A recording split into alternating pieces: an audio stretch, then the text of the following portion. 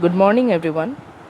So, this is an introductory video through which I will try to give you an introduction to logic, that is, an introduction to the discipline that we are going to study in this HS first year.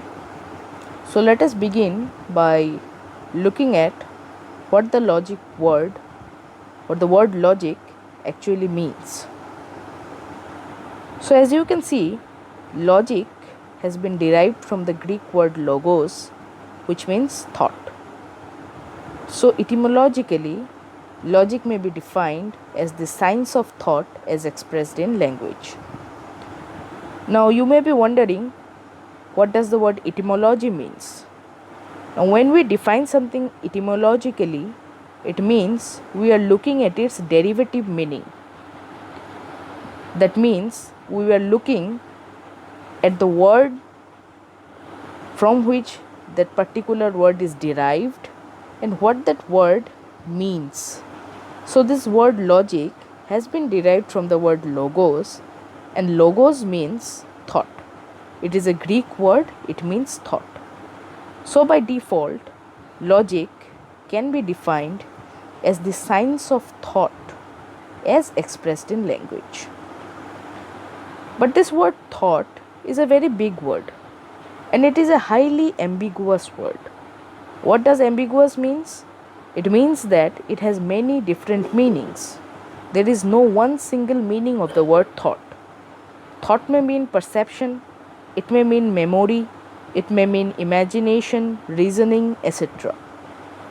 But when we are concerned with logic, we focus mainly on reasoning, not on memory or imagination or perception as such.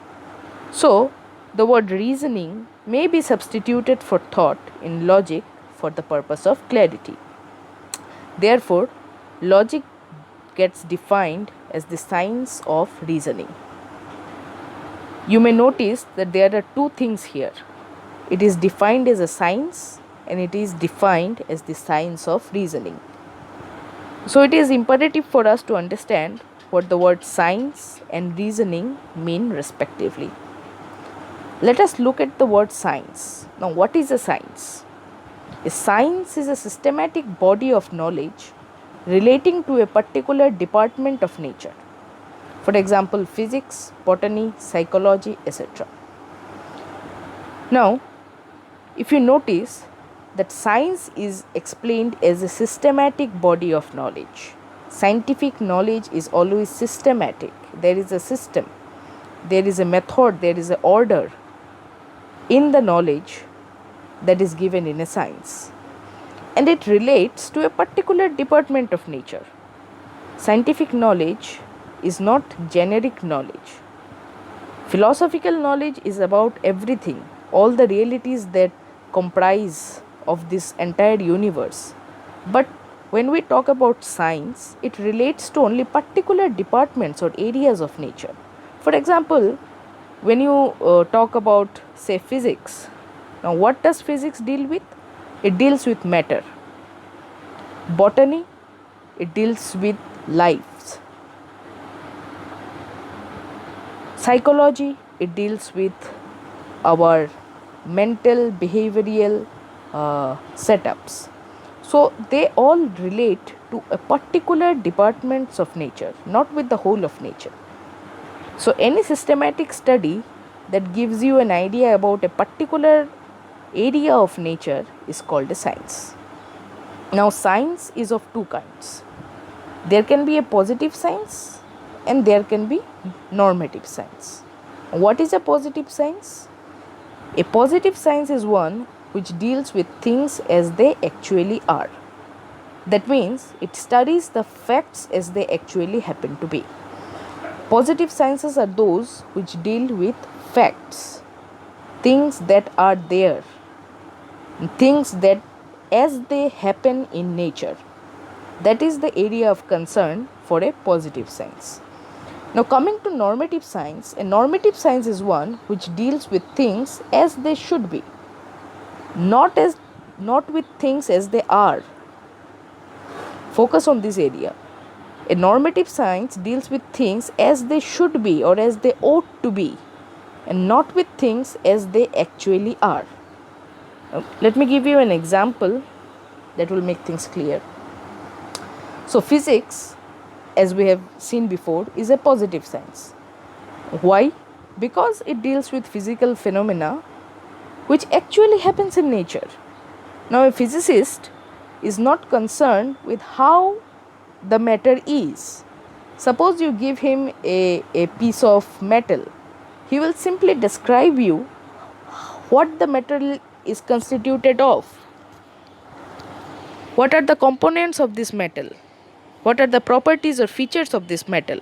He will not delve into the questions of is the metal good or bad, because this is something that a normative science would do.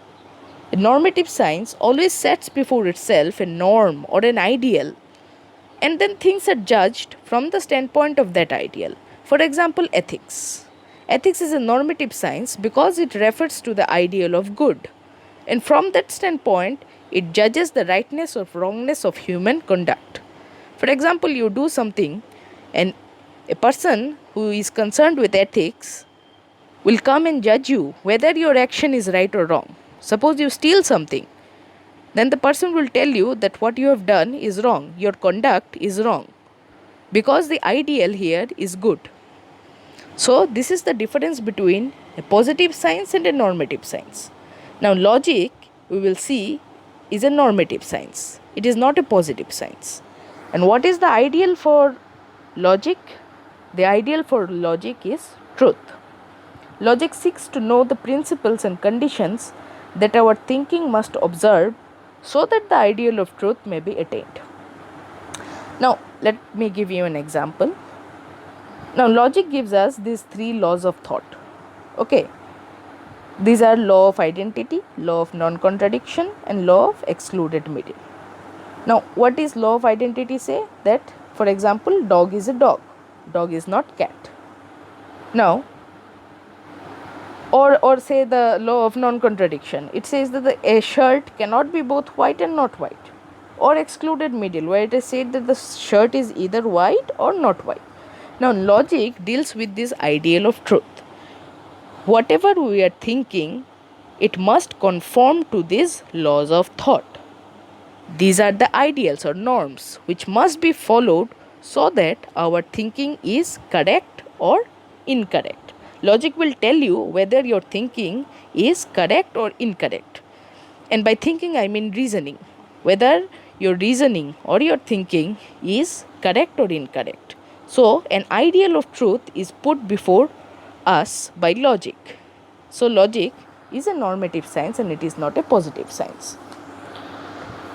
Logic refers to the ideal of truth and judges the correctness of our thinking with reference to the ideal of truth. And that is why logic is a normative science. Now, coming back to the other part of the definition, we have defined logic as the science of reasoning. We have briefly seen what a science is, and that logic is a normative science. Now, let us come to reasoning. Now, what is reasoning? Reasoning is a mental process of passing from something known to something unknown. So, try to understand this.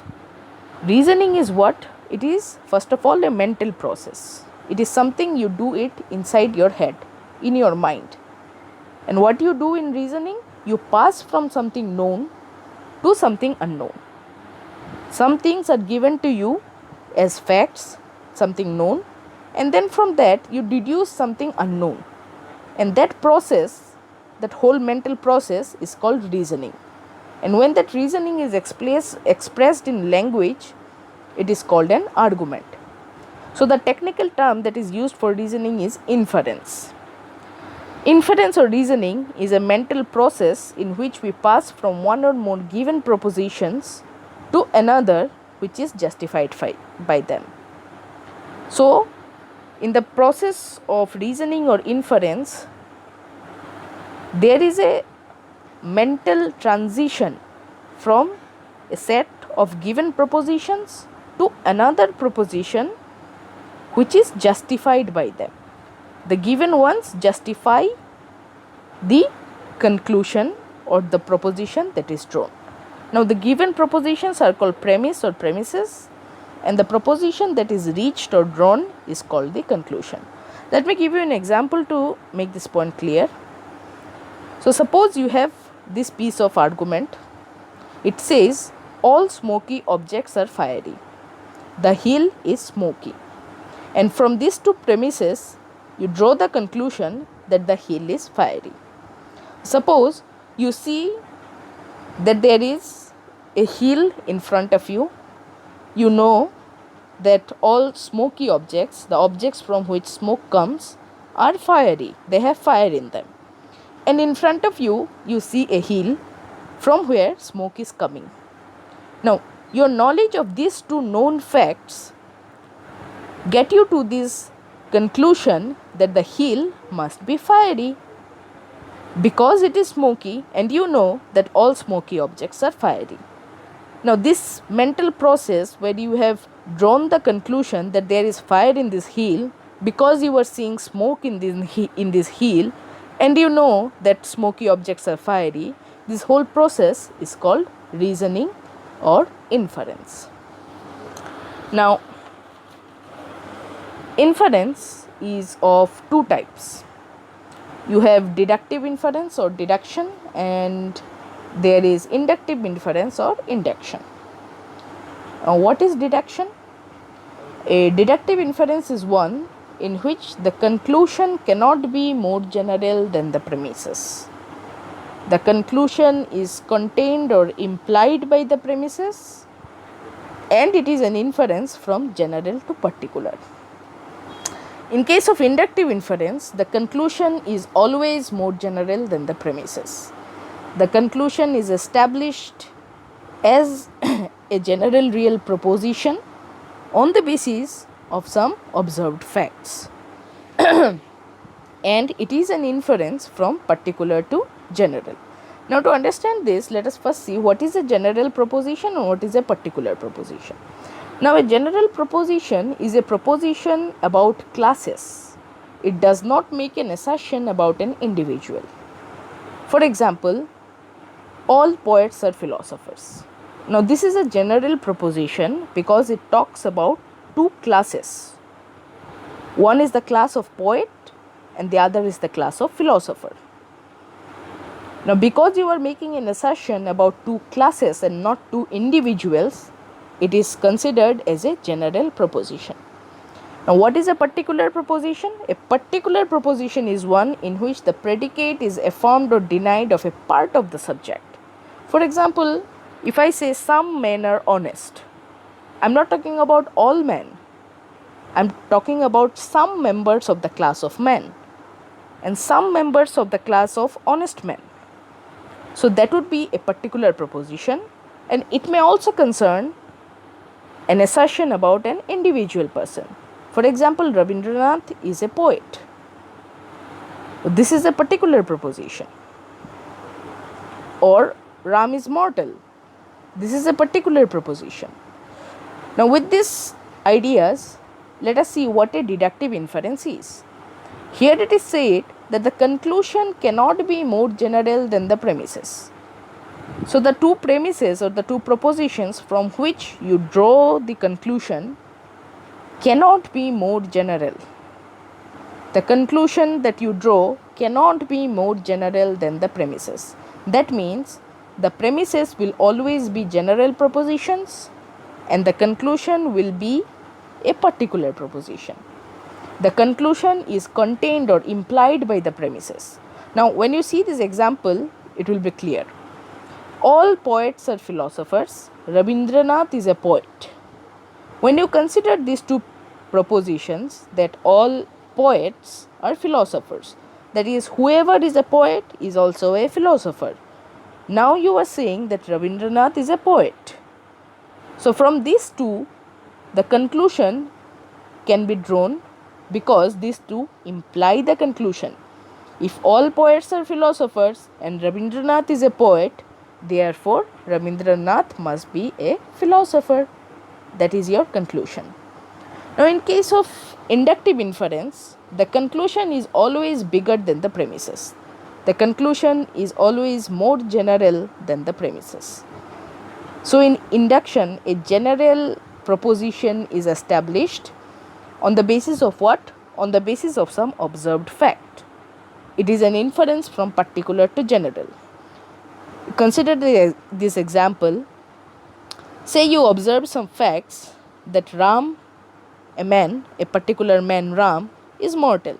You observe that Sham is mortal, Hari is mortal. Like that, ...